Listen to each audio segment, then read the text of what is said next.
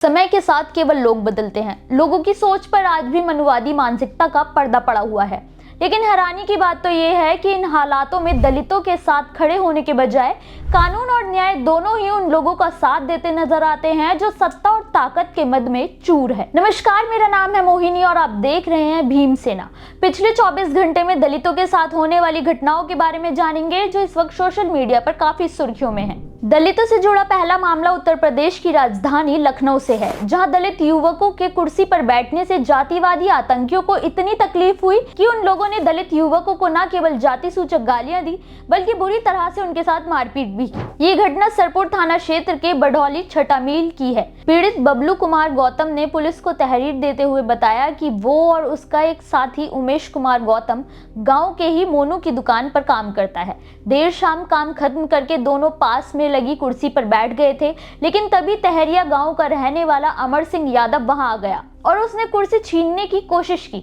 लेकिन जब पीड़ितों ने मना किया तो आरोपी ने जाति सूचक गालियां देनी शुरू कर दी। लेकिन जब दोनों ने इसका विरोध किया तो उसने और उसके साथियों ने दोनों को बुरी तरह से पीट दिया। वो तब तक मारता रहा जब तक दुकान का मालिक बीच बचाव करने नहीं आया। पुलिस ने तुरंत इस मामले को संज्ञान लेते हुए आरोपियों की तलाश शुरू कर दी है। वहीं पीड़ितों को मेडिकल के लिए भेज दिया है।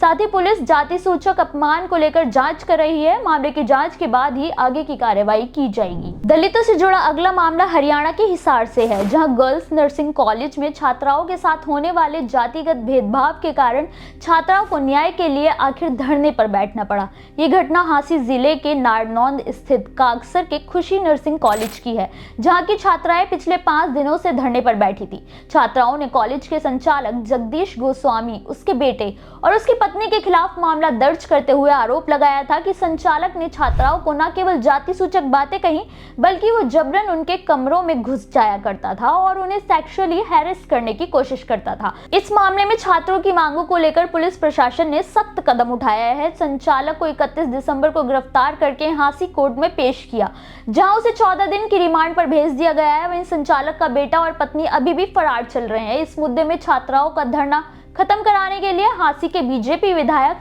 विनोद भयाना खुद धरना स्थल पहुंचे और छात्रों को माइग्रेशन देने के साथ साथ न्याय देने का भी आश्वासन दिया। फिलहाल पुलिस संचालक से पूछताछ कर रही है, साथ ही उसके बेटे और पत्नी की भी तलाश जारी है। दलितों से जुड़ी अगली खबर मध्य प्रदेश के ग्वालियर से है, जहां बाबा साहेब भीमराव अंबेडकर का बार बार अपमान करने का मामला सामने आ रहा है।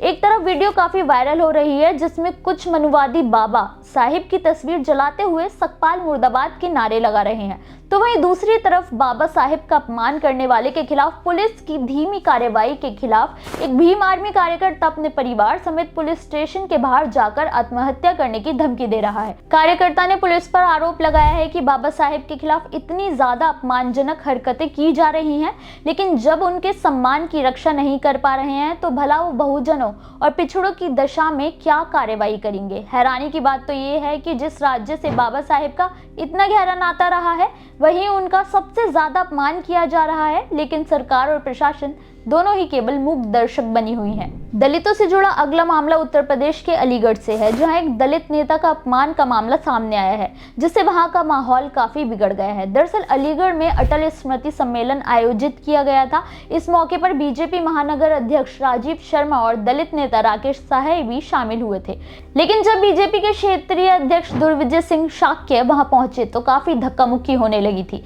भीड़ में दलित नेता भी थे, वो केवल दुर्विजय सिंह से मिलना चाहते थे, लेकिन तभी वहां गनर पहुंचा और भीड़ को हटाने के लिए उसने सीधा राकेश साहे पर बंदूक तान दी। इस हरकत से वहां मौजूद साहे के समर्थकों का गुस्सा भड़क गया।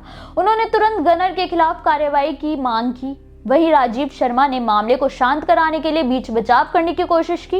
राकेश शर्मा ने दलित नेता पर ही आरोप लगा दिया कि उन्होंने गनर के साथ हाथापाई की है। साथ ही गनर ने भी दलित नेता के खिलाफ मामला दर्ज करा दिया है। पुलिस ने फिलहाल किसी के खिलाफ कार्रवाई करने के बजाय मामले की जांच शुरू कर दी है। वहां लगे सीसीटीवी खंगाले जा रहे हैं ताकि कौन सच बोल रहा है, कौन झूठ, दूध का दूध और पानी का पानी हो सके। दलितों से जुड़ा अगला मामला उत्तर प्रदेश के कन्नौज से है, जहाँ एक दलित को फिर से केवल सबूतों के अभाव में अन्याय सहना पड़ा।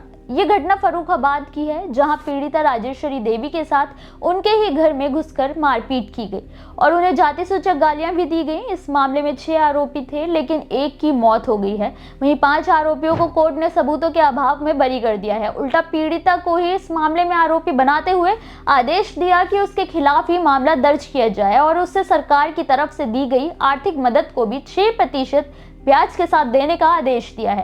हैरानी की बात तो यह है कि एक तरफ कोर्ट बंद कमरों में जाति सूचक अपमान को अपमान नहीं मानती, वहीं किसी का उत्पीड़न करने के मामले में अगर सबूत प्राप्त ना हो तो उल्टा उन पर ही केस दर्ज कर दिया जाता है। ऐसा लगता है कि जैसे कानून ही नहीं, कोर्ट भी दलित के खिलाफ काम करने लगा है। दलितों से जुड़े इन खबरों पर आपकी क्या राय है, हमें कमेंट करके जरूर बताएं।